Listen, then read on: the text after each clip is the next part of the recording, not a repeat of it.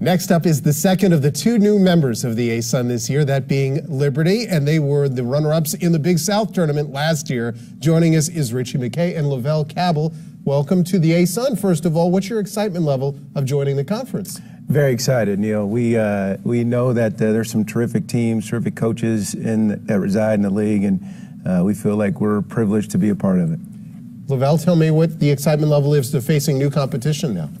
It's going to be pretty exciting. You hear a lot about the Athletic Sun reputation-wise, and they have a lot of good players and teams, and we're just excited to be able to compete against them. You've had a chance to look over the conference and maybe, I'm sure, watch a lot of tape. What's the biggest difference you think that there will be between playing in the Big South and playing in the ASUN style-wise? Yeah, great question. I think probably for the most part it's the tempo. It seems like a lot of teams in the ASUN really get out and run, especially Lipscomb, who's a returning conference champ or defending champ, and FGCU, but North Florida plays fast. So I think our style of play, which is we're really hopefully a defensive-minded program, I think we'll have a chance if we're executing on an effective basis. But I'm really challenged by how good the coaches are in this league, and but excited about our group. I think if we play together and are sound on the defensive end, we'll have a chance. Liberty's a team that brings back 4 starters from last year, and you mentioned your defensive style.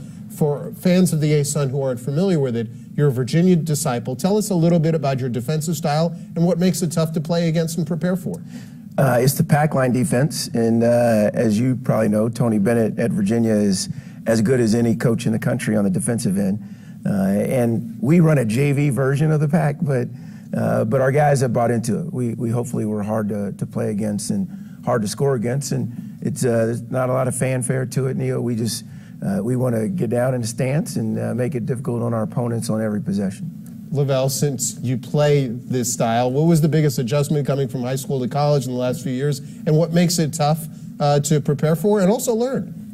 Just being able to communicate, I would say, because all 5 guys have to be in sync. No one person can stand out in the defense. So I think being able to communicate at a high level with the other 4 guys on the court makes it so special. It also makes it hard to adjust to. But Neil, he does stand out. Lavalle is one of the best two-way players in the region. He's a terrific defender, and when we first got him, when we signed him, he was all of 148 pounds, and that was soaking wet. But he's done a great job of adding strength, and he's really bought into our system, our style of play. Really been a great leader for us. Since he's here, is he your engine kind of your team? Does he ignite your group? How does he kind of lead? He definitely has the most swag on the team.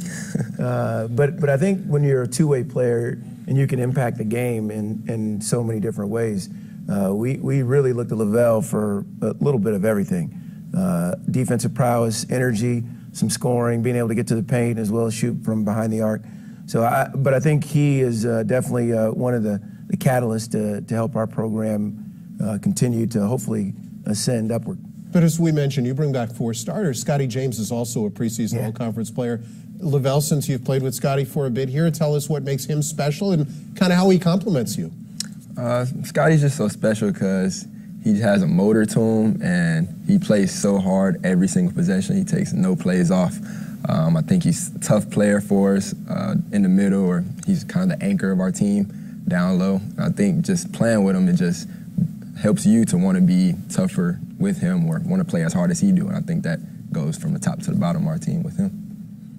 Yeah, Scotty, I don't know if I've seen or coached many players that have such a pursuit of excellence. He's not only is he in the gym every day, he's an engineering major, he's studying 24/7, he's engaged to be married. The dude works 25 hours a day. He's special that way, and I think his relentlessness on the court can be very infectious. And when we were good last year, Neil, you mentioned we made it to the Big South Championship, and we struggled. We're kind of a little bit inconsistent, but Scotty, Lavalle, Caleb, they really turned it on down the stretch, and that really helped our cause. You have, again, an experienced group. You had back-to-back 20-win seasons, and you're facing a schedule, not only the ASUN, but out of conference. You've got Georgetown, you've got Vanderbilt, you've got some really tough. Is that basically because of the kind of team you have and what a veteran group you have? Yeah, I think we hoped that our experience would help us in the non-conference and in challenging ourselves this way.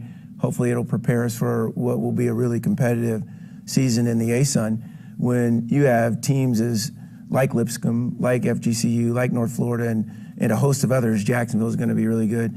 I think this only helps to prepare for that. And you didn't mention UCLA, who going to Poly Pavilion I think will be special for our guys. And then we play Alabama in Huntsville. So Navy on the road, Kent on the road, Georgia State, who went to the NCAA tournament. I think these guys they'll definitely have some challenges. We'll see how mentally and physically tough we are by our non-conference schedule. Well, Liberty will again look for a third straight 20-win season this year. They'll begin play November 8th against Maine Fort Kent.